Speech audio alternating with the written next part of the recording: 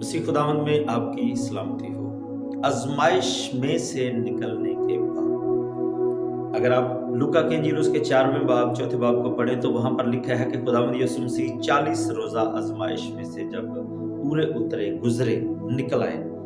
तो फिर लिखा है कि खुदावंद यीशु मसीह की शोहरत जो है वो गिरतो नवाब में फैल गई और खुदावंद इबादत खानों में जाकर कलाम सुनाते और लोग वहां पर खुदावंद की बढ़ाई करते थे। मैं आपको बताना चाहता हूं खुदावंद हमें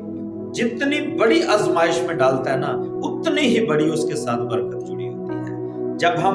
हौसला मंदी के साथ उन आजमाइशों में रहते हैं और गालिब आते हैं तो फिर खुदावंद हमारे लिए बड़ी बड़ी बरकत को जारी करता है। खुदावंद यीशु मसीह जब उस आजमाइश में से निकले लिखा है कि हर तरफ उनकी शोहरत फैल गई, हर तरफ इज्जत अफजाई है। दानियल शेरों की मांद में जाता है,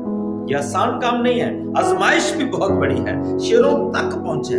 शेर उसको खा भी सकते हैं, उसको जिंदगी का खात्मा भी हो सकता है, लेकिन वो कायम रहा, अपने ईमान पर मजबूत रहा और जब वहां से वो बाहर निकला तो वही बादशाह ऐलान करता है कि दानियल का खुदा मुबारक हो। और दानियल को हम देखते हैं कि वो आला मर्तबे पर सरफराज किया गया। जब सदरक मीशक और अबदनजो को आग की भट्टी में डाल दिया गया तो मैं आपको बताना चाहता हूं कि ये आजमाइश उनके लिए छोटी नहीं है, उन्हें आग की भट्टी में जाना पड़ा,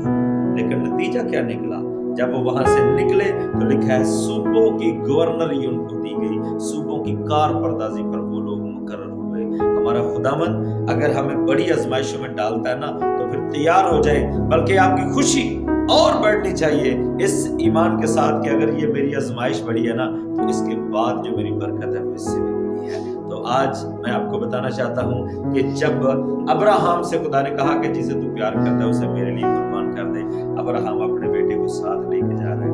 मोरिया के पहाड़ पर चला गया,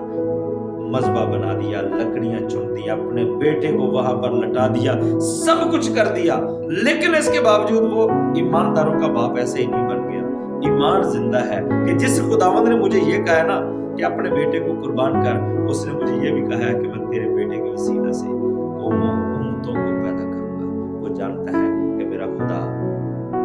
अपने वादों को पूरा करने वाला है और वो मेरे बेटे को मरने नहीं देगा। ईमान रखें, आजमाइश चाहे कैसे ही बड़ी क्यों ना हो, खुदावंद उसमें से निकलने की राह भी पैदा करेगा और आपके लिए बड़ी बरकत उसके साथ जो जुड़ी हुई है उसका ऐलान करेगा। सो खुदा